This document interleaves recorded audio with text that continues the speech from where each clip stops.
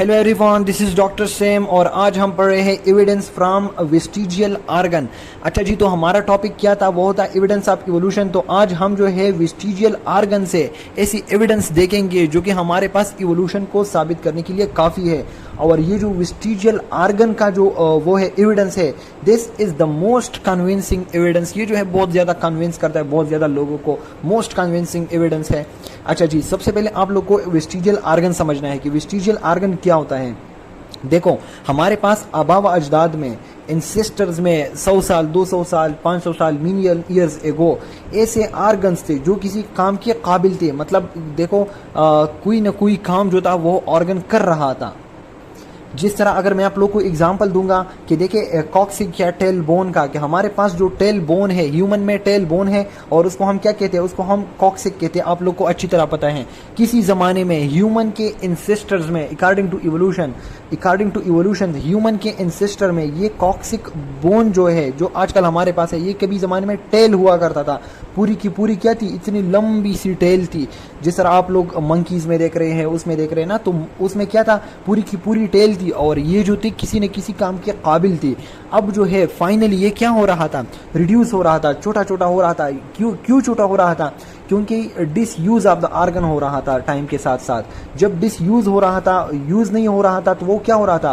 हमने क्या कहा था कि अगर डिसयूज हो रहा है, एक आर्गन यूज नहीं हो रहा, तो वो क्या होगा? रिग्रेस होगा या फिर रिड्यूस होगा, तो वो रिड्यूस होता जाएगा। तो जमाने के साथ साथ, टाइम के साथ साथ बाज ऐसे आर्गन है जो रिड्यूस होते जाते हैं और फाइनली वो अपना सारे का सारा फंक्शन जो है वो क्या कर देते हैं? खत्म कर देते हैं। ऐसे आर्गन को जो है हम वेस्टिजियल आर्गन कहते हैं।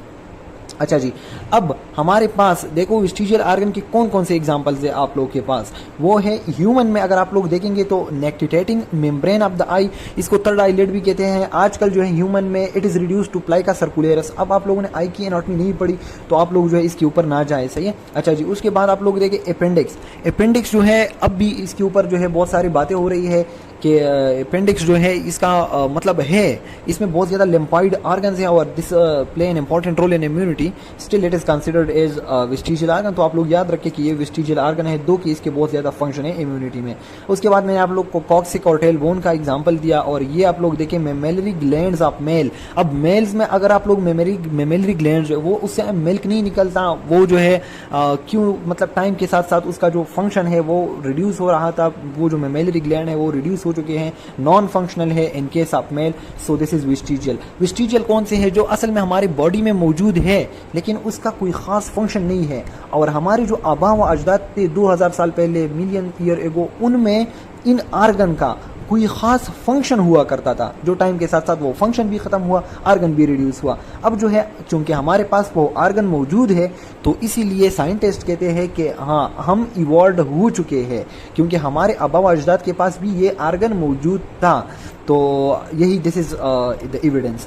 अच्छा जी, इसके अलावा आप लोग देखें, ये सिर्फ ह्यूमन तक जो है अवेलेबल नहीं है। अगर आप लोग देखेंगे ना, बलीन वेल जो है, यहाँ पर वेल को वो किया हुआ है और इसका आप लोग देखें ये जो हाइंड लिम्ब है, हाइंड लिम्ब, ये देखें, ये इसका क्या है? ये हाइंड लिम्ब है। तो किसी ज़माने में ये बलीन वेल जो था, ये जब ज़मीन पर रहता था, ज़मीन में था, तो ये क्या करता था? ये हाइंड लिम्ब यूज़ करता था और ये चलता फिरता था।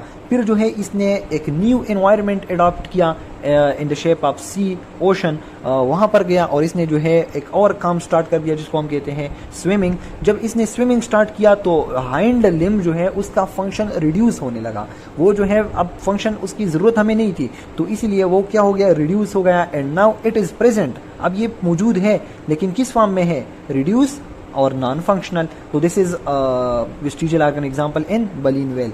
अच्छा जी, उसके बाद आप लोग अगर देखेंगे, ये जो आप लोग देख रहे हैं बोआ कंस्ट्रिक्टर, तो इसकी भी हाइंड लिम्ब है। बलीन वेल और बोआ कंस्ट्रिक्टर दोनों में हाइंड लिम्ब है, जिसको जूम किया गया है। यहाँ पर आप लोग देख सकते हैं ये हाइंड लिम्ब है, लेकिन इनका फंक्शन जो है वो किसी खास फंक्शन के काबिल नहीं है। अच्छा जी, इसके अलावा जो आप लोग देख रहे हैं पाइथून या जो स्नेक है, पाइथन या पाइथन जो है, इसका मैंने आप लोग को लास्ट लेमार्किज्म में मैंने आप लोग को बता दिया था कि ये जो है बाहर घूमता फिरता था। इसकी जो है वो हुआ करते थे, लिग्स हुआ करते थे, हाइंड लिम्ब हुआ करते थे, लिम्ब्स जो थे, और ये जो है चलता फिरता था। स्नेक जो था ये कभी ज़माने में ये इवोल्यूशन, अकॉर्डिंग टू इवोल्यूशन ये चलता फिरता था, लेकिन फिर जो है मैंने आप लोग को बता दिया था कि एक मैमल था वीजल नाम था उसका, वो जब अपीयर हुआ तो स्नेक को किल करने लगा, प्रे करने लगा, उसका शिकार करने लगा। तो स्नेक जो है होल्स के अंदर गया, उसका जो फंक्शन है लिग्स का वो रिड्यूस हो गया, वो लिग्स को यूज़ नहीं कर रहा था। जब लिग्स का यूज़ नहीं हो रहा था तो वो रिड्यूस हो गए और अब जो है वो हमारे पास बिल्कुल बीनीथ द स्किन प्रेजेंट है। कुछ ऐसे टिनी बोन स्ट्रक्चर जो है बीनीथ द स्किन वो हमारे पास स्नेक के अंदर मौजूद है, जो कि ये एविडेंस है कि किसी ज़माने में इसके लेग्स हुआ करते थे। अच्छा जी, हमारे पास नेक्स्ट है एविडेंस फ्रॉम बायोकेमिस्ट्री। अब बायोकेमिस्ट्री में हम कौन कौन सी चीज़ें स्टडी करते हैं और उससे हमें कौन सा ऐसा एविडेंस मिला कि हाँ इवोल्यूशन जो है वो लाइक करता है, इवोल्यूशन जो है वो एग्जिस्ट करता है। अच्छा जी, तो सबसे पहले हमें जब बायोकेमिस्ट्री की फील्ड में हमने तरक्की की तो हमने प्रोटोप्लाज्म को जो है स्टडी किया। प्रोटोप्लाज्म क्या है? प्रोटोप्लाज्म क्या है? सेल विदाउट सेल वॉल, यानी कि living part of the cell जो है, मतलब पूरी का पूरा सेल जो है वो प्रोटोप्लाज्म है except cell wall. Cell wall क्या है? वो नॉन लिविंग पार्ट है, ये बात आप लोगों ने याद रखनी है। अच्छा जी, प्रोटोप्लाज्म क्या है? This is the living part of the cell, यानी कि ऑल सेल जो है वो लिविंग है except cell wall. So cell wall cell without cell wall is called protoplasm. अच्छा जी, अब इसमें क्या आता है? इसमें साइटोप्लाज्म आता है, न्यूक्लियस आता है, सेल मेम्ब्रेन आता है, तो दिस इज प्रोटोप्लाज्म। अच्छा जी, अब बायोकेमिस्ट्री अगर आप लोग देखेंगे प्रोटोप्लाज्म की, तो प्रोटोप्लाज्म हैज़ द रफली the same composition and properties. अगर आप लोग जो है बैक्टीरिया के अंदर देखेंगे, फंजाई के अंदर देखेंगे, या फिर किसी और ऑर्गेनिज्म के अंदर, जितनी भी ऑर्गेनिज्म है जो कि इतना डेवलप नहीं है, अगर आप लोग बर्ड्स का एक सेल लेंगे, अगर आप लोग जो है रेप्टाइल्स का एक सेल लेंगे, तो तकरीबन जो है हमारे पास रफली जो है उनका कंपोजिशन सेम होता है। मतलब जो साइटोप्लाज्म है उसमें कितना प्रोटीन हमारे पास प्रेजेंट है, उसमें कितना जो है मैसेंजर आरएनए है, उसमें कितना तो एमिनो एसिड्स, उसमें जो है कितने ऑर्गेनेलीज। अगर आप लोग देखेंगे ना सेल जब हम स्टडी करते हैं तो आप लोग को पता है ना माइटोकॉन्ड्रिया सब में होता है तकरीबन, हमारे पास जो है लाइसोसोम सब में होता है, मतलब तकरीबन रफली राइबोसोम होते हैं। तो हर एक में जो है सेलुलर मशीनरी अपने को प्रोटोप्लाज्म और ये सारी जितनी भी चीज़ें हैं तो ये उनमें जो है सिमिलर होते हैं। तो अगर हमारे पास 2000 साल पहले पंजाई आई है या 2 मिलियन 20 मिलियन ईयर एगो पंजाई आई है और उसका जो सेल है वो और आजकल का सेल ये सिमिलर है, तो उनको क्या लगता है कि ये जो सेल है आजकल वाला सेल ये इससे डिराइव हुआ है, क्योंकि इन दोनों में अब भी आजकल भी बहुत ज़्यादा सिमिलैरिटीज है।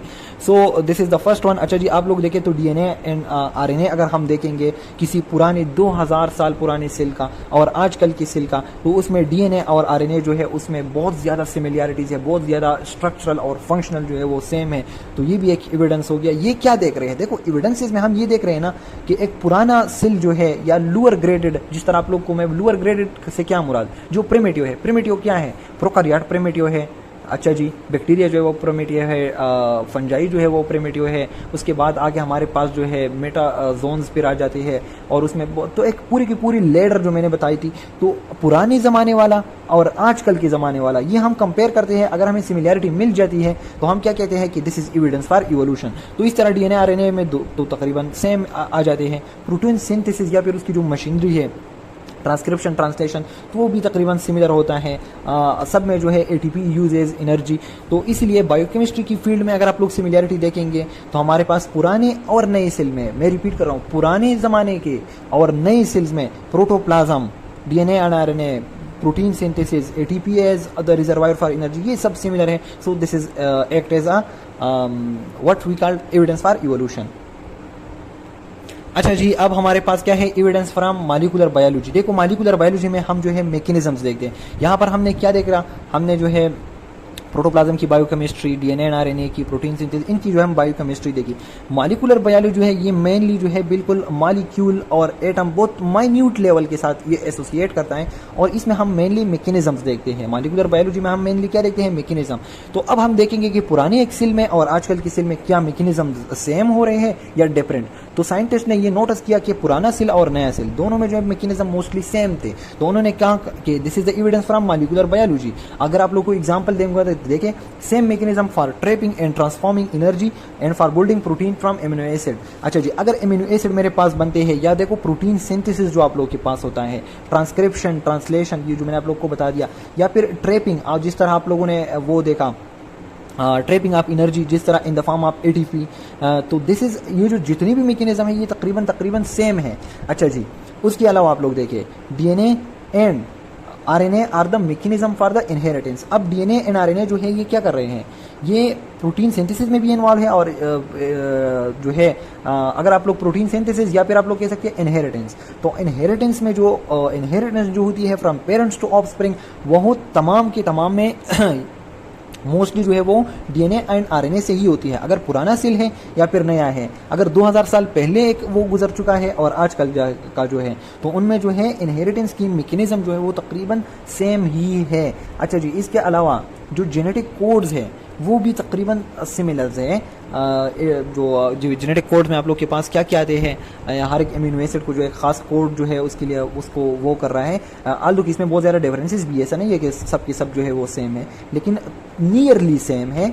ऐसा नहीं है कि 100% सेम है कि ये चीज़ भी सेम है वो भी चीज़ सेम नहीं, इसमें बहुत ज़्यादा डिफरेंसेस भी हैं। अगर आप लोगों ने जेनेटिक कोड्स पढ़े हैं ना, तो उसमें माइटोकॉन्ड्रिया और ह्यूमन में भी बहुत ज़्यादा फ़र्क होता है। अच्छा जी, इसके अलावा जो है जो बायोलॉजिकल ऑर्गेनाइजेशन है, बायोकेमिकल ऑर्गेनाइजेशन है जो हमारे पास, जो एक चीज़ किसी से बना है बायोकेमिकल, तो वो भी तकरीबन, तो इसलिए molecular biology this is all about. इतना डिटेल में मैंने ये नहीं पढ़ाया क्योंकि बस इतना भी टाइम भी नहीं आप लोग के पास, और यहाँ से जो है जल्दी जल्दी आप लोग को समझ आ जाएगा।